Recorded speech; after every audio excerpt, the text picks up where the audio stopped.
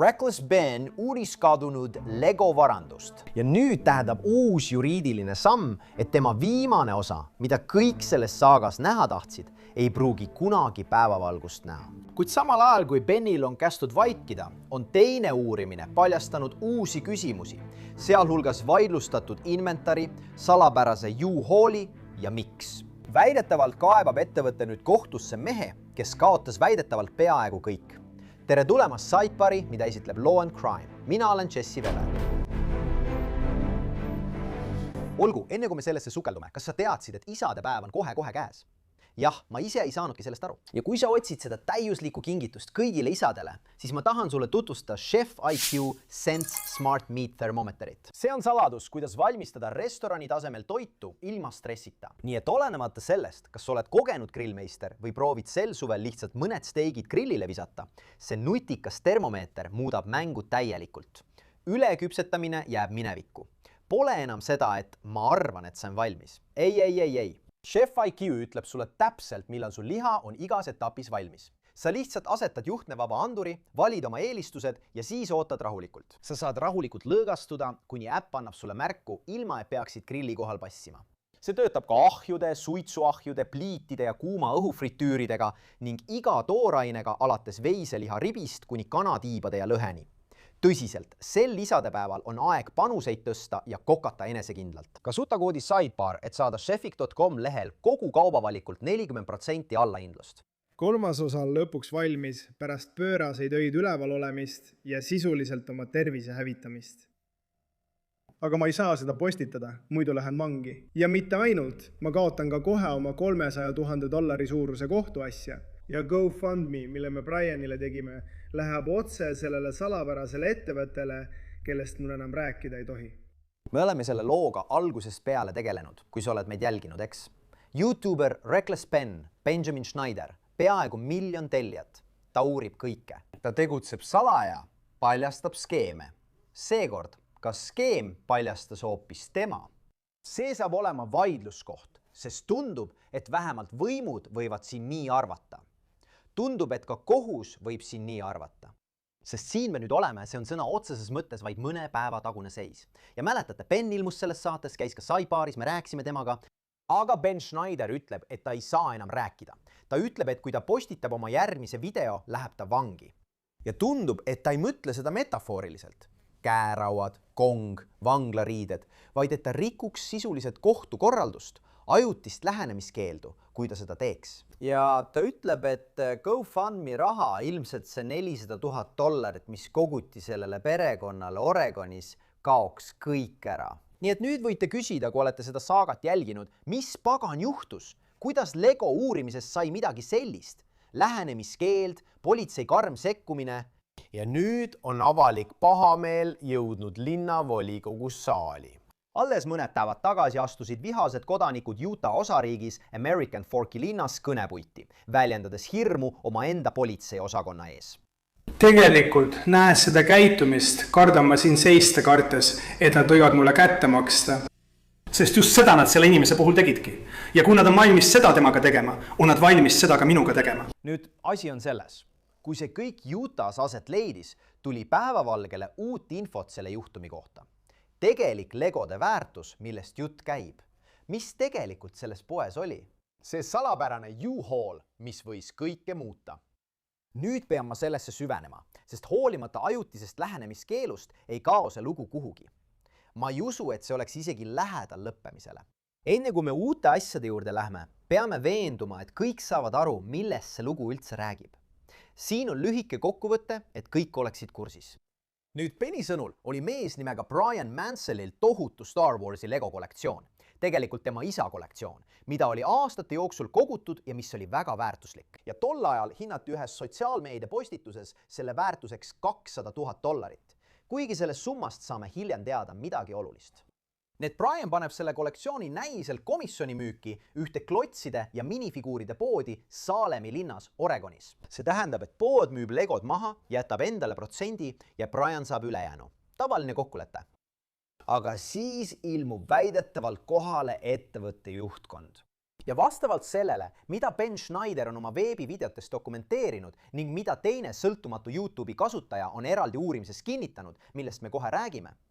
Bricks & Minifixi ettevõtte juhtkond viis läbi selle Oregoni poe suhtes sisuliselt vaenuliku ülevõtmise. Senises frantsiisi omanikud Crystal ja Ben Gorman eemaldati väidetavalt ning uus juhtkond võttis poe üle. Ja Brianjani kogu Ben Gormani sõnul on läinud. Rahapol, Legosidpol. Nii et Brian võtab ilmselt ühendust Reckless Beniga ja Ben hakkab seda uurima. Ta alustab uurimist. Ja seda rääkis Ben meile, kui me temaga varem rääkisime. Nii põhimõtteliselt olen ma internetis saanud maine kui keegi, kes lahendab kuritegusid, mida politsei ei suuda lahendada. Ja ma sain ilmselt umbes 10 000 e-kirja. Ja see tundus lihtsalt kõige ebaõiglasem kõigist, kus oli üks tüüp, kelle pere kulutas kogu oma elusäästu maailma suurima Star Warsi Lego kollektsiooni kogumisele. See oli nende jaoks väga suur asi. Ja siis nad andsid selle kollektsiooni ühele poele, usaldades, et pood müüb selle nende eest maha, aga lõpuks said nad selle eest peaaegu mitte midagi tagasi. Kuidas selline asi üldse võimalik on? Nii et Ben aitas Brianil hagi esitada ja Beni sõnul nad põhimõtteliselt võitsid või olid võidule väga lähedal. Aga siis väidab ta Beni sõnul, et ettevõte sulges poe, et vältida kohtuotsuse täitmist ja raha maksmist. Ben esitab ilmselt veel ühe kohtuasja ja seekord on see suunatud omanike vastu isiklikult, Joshua Johnsoni ja Brandon Besti vastu ja nad elavad Utah's. Nii et Ben väidetavalt lendab Utah'sse ja üritab kohtupabereid kätte toimetada. Ja mitte isklikult, vaid teiste inimeste kaudu. Ja ta üritab pidada seda, mida kohus nimetab heauskseks vestluseks enne kohtuprotsessi. Ja siin tulebki mängu politsei sekkumine. Siin alustas American Forki politsei liikluspeatuseid, väljastas hoiatuse loata sisenemise eest. Ben arreteeritakse ja siis arreteeritakse ta uuesti. Ja American Forki politsei jaoskond ütles avalikus avalduses, et nad reageerisid nende arvates õigustatud kaebustele. Nad väidavad, et Johnson ja tema pere tundsid end ohustatuna, kuna Ben ja teised väidetavalt ilmusid kohale. Nad ütlesid, et peavad jõustama Utah seadusi, et olenemata sellest, kellel on ärivaidluses õigus või mitte, peavad nad uurima, kui esitatakse süüdistusi sissetungis või ahistamises. Nad peavad seadust jõustama. Ja sinna me eelmisel korral jäimegi. Nüüd on uued arengud kõik muutnud. Ma pean alustama Beni enda sõnadega. See juhtus vaid mõned päevad tagasi. Ben läks oma YouTube'i kanalile Reckless Ben ja postitas lühikese video. See on alla 2 minuti pikk ja ta nimetab seda oma viimaseks sõnumiks. Neile meis, kes on seda saagat jälginud, oli see uurimise väga oodatud osa, eks. Me tahame Beni lugu kuulda. See ei pruugi tingimata tõsi olla, aga see on tema versioon, eks. Ja kas võiks olla dokumente? Kas võiks olla videoid, helisalvestisi? Okei, see pidi olema suur paljastus. Nüüd, video avaldati, aga selle asemel, et keskenduda sellele, mida Ben võiks öelda või väita või mida ta võiks esitada, oli kogu asi hoopis selles, mida ta ei saanud ja võib-olla ei saagi enam kunagi öelda. Tavaliselt ma mõtleksin, et las see suur ülemus ütle, mida tahab, mina teen seda, mis on moraalselt õige. Aga selles olukorras, kui ma nii teen, siis saavad kõik mu sõbrad selle kohtuasjaga vastu pükse ja me kaotame kohe kogu GoFundMe kaudu kogutud raha. Ainus probleem on see, et mulle ei antud võimalust oma versiooni esitada. Kohus kuulas ainult nende vaatenurka, mitte minu oma. Kuna ma ei saanud oma versiooni esitada, ei tohi ma nüüd enam meist rääkida. IGN-i 9. juuni raporti kohaselt tuli lähenemiskeeld pärast seda, kui Bricks & Minifix ütles kohtule, et Ben tegi ähvardusi, pommiähvardusi ja tapmisähvardusi nende juhataja ja töötajate vastu. Ben eitab süüdistusi, kuid kohus näis olevat nõus, et siin on probleem. Ajutine lähenemiskeeld. Nad uurivad seda. Nad ütlevad, et on tõenäoline, et hagejad võidaksid sisulises küsimuses. Ja see piirab Benit oluliselt ettevõttest rääkimast. Vaata, siin on huvitav juriidiline küsimus. Ma rääkisin sellest eile õhtul Jesse Weber live'is oma News Nationi saates. Aga põhimõtteliselt on siin tasakaal, eks ole, sõnavabaduse ja kohtu vahel. Ja tahad, mõnikord võib tekkida probleem, et ühelt poolt ei tohi sa kasutada teatud väljendusviise või käituda teatud viisil, mis oleks ebaseaduslik, mis ahistaks kedagi või sihiks kedagi või avaldaks tundlikku või isiklikku teavet. Teiselt poolt, kas miski võib olla ebaseaduslik eeltsensuur? Kas sa takistad kedagi ebaseaduslikult kaitstud väljendust kasutamast? Jäta see juriidiline küsimus praegu kõrvale. praegu on kohus selle ajutise lähenemiskeelu määranud. 3. osa salvestus on lõpetatud. Me ei pruugi seda kunagi näha. Aga nagu ma mainisin, see pole veel läbi. Nii et samal ajal, kui Ben sunniti selle ajutise lähenemiskeeluga vaikima, toimus midagi muud. Üks YouTuber, kes teeb täpselt seda, mida Ben teeb, otsustas ise vastuseid otsida. Ja te võite teda tunda kui CoffeeZilla, internetidetektiiv, kes uurib pettusi, kelmusi ja veebipettuseid. Ta otsustas seda Lego juhtumi põhjalikult uurida. Ja nüüd on tema video pealkirjaga "Ma leidsin $200,000 väärtuses kadunud Lego". Ja tema väitel võib see, mille ta leidis, muuta kogu selle loo mõistmist. Tema arvamuse ja tema jutustuse kohaselt. Nii et CoffeeZilla rääkis väidetavalt kõigi asjaosalistega, endiste frantsiisiomanikega, ettevõtte juhtidega, uute omanikega ja Reckless Peniga isiklikult. Ja ta väidab, et ta vaatas läbi fotod, tabelid, politseiandmed ja müügiandmed ning pani kõik üksikasjalikult kirja. Nii et ma pean alustama numbrist, mida kõik siin kasutanud on. $200,000, eks? Just seda ütles sotsiaalmeedia postitus Lego kollektsiooni väärtuse kohta. Seda väitis alguses ka Ben. See köitis kõigi tähelepanu. Aga CoffeeZilla uurimise järgi usuta, et see number oli vale. Sest oma videos ütleb ta, et sai algsete Bricks & Minifix omanike sisemised inventarikirjed. Ja nende kirjete järgi oli Briani kollektsiooni tegelik hinnanguline väärtus hoopis umbes $107,000, mitte $200,000. See on ikkagi tohutu summa raha. Aga CoffeeZilla rääkis ilmselt Beniga sellest otse. Ja CoffeeZilla sõnul tunnistas Ben väidetavalt, et ta polnud seda tegelikult näinud. Ta polnud näinud lõplikku inventari lehte, kui ta selle esialgse numbri välja ütles.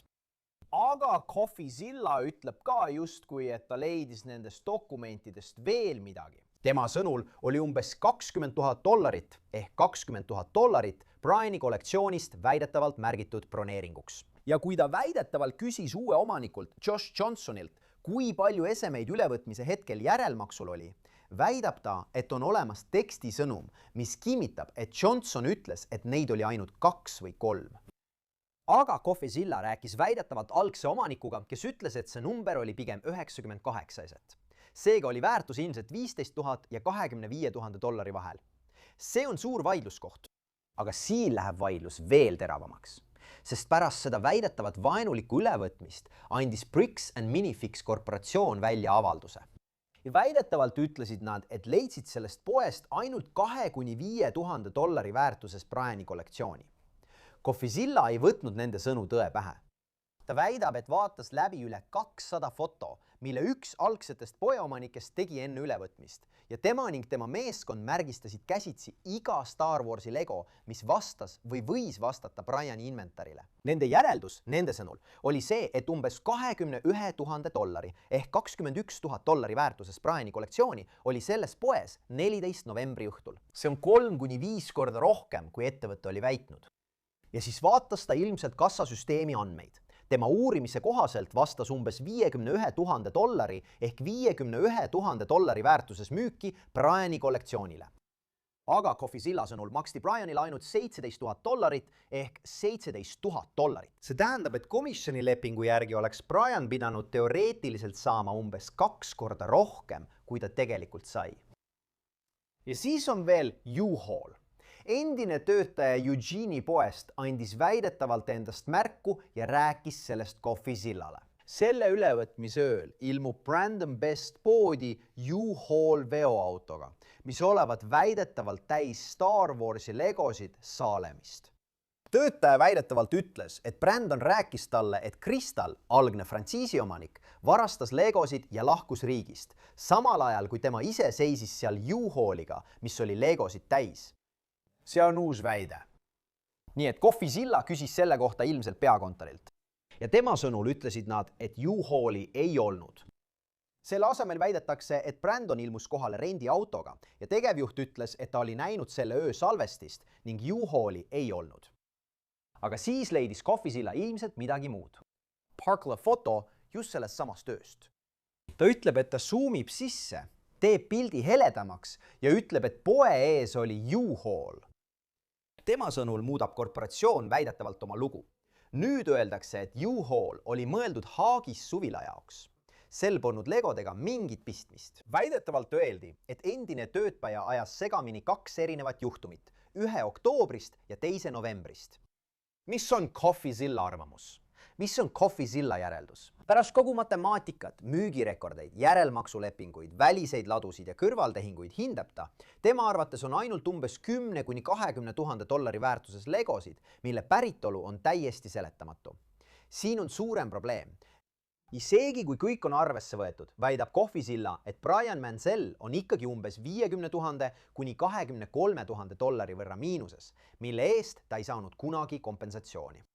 Aga selle asemel, et seda lahendada, näib, et kõigi andmete kohaselt on Bricks & Minifix valinud teise tee. CoffeeZilla video järgi kaebab ettevõtte nüüd Brian Manselli kohtusse 1,3 miljoni dollari peale. See väidab, et ettevõte on valinud agressiivse õigusliku strateegia. See on tsitaat, agressiivne õiguslik strateegia ja ütles neile isiklikult, et see oli tsitaat, kohutav idee. Tema nõuanne on tema videos öeldud. Lõpetage agressiivne õiguslik strateegia. Lõppude lõpuks olete te Lego pood. Te pidite olema seotud lõbuga, mitte sarjas suitskordusega. Nüüd oleks nende vastuväide ilmselt. Meid ahistatakse, meid sihitakse, me kannatame siin. Me peame seaduse enda kätte võtma. Olgu see siis kriminaalasi või tsiviilasi. Nii et kus me siis oleme? Ben on sisuliselt vaigistatud, eks. Tema kogu selle uurimise lõpp on lukustatud, näib, et määramata ajaks. Aga asi on selles, et nii suur lugu ei lõpe lihtsalt sellepärast, et üks inimene ei saa rääkida. Ma ütlesin, et see on viiruslik. American Forks Utah's linnas, mis on kogu selle vaidluse keskmes, ilmusid elanikud väidetavalt avalikule koosolekule. Ja see ei olnud selleks, et rääkida legodest. See ei olnud selleks, et rääkida YouTube'ist. See oli selleks, et rääkida nende politseiosakonnast. 9. juunil, samal päeval kui Ben postitas oma viimase sõnumi, toimus American Forki linnavolikogu koosolek. Tavaline päevakord, eelarvepunktid, kinnisvaramaksud, kavandatav spordikeskuse renoveerimine. Aga väidetavalt läksid kodanikud ükshaaval kõnepulti ja suunasid vestluse hoopis mujale. Politseiosakond alustas märtsis rünnakut ühe isiku vastu ja nüüd on tal seaduslik õigus seda linna kohtusse kaelata. Politseijuht valetas seejärel pressiteates avalikkusele. See oli alles algus. Kõneleja teise järel astus ette ja kirjeldas seda, mida nad nimetasid väärkäitumise mustriks. Liikluspeatuse kohta ütles Ben ametlikult, et see oli vale.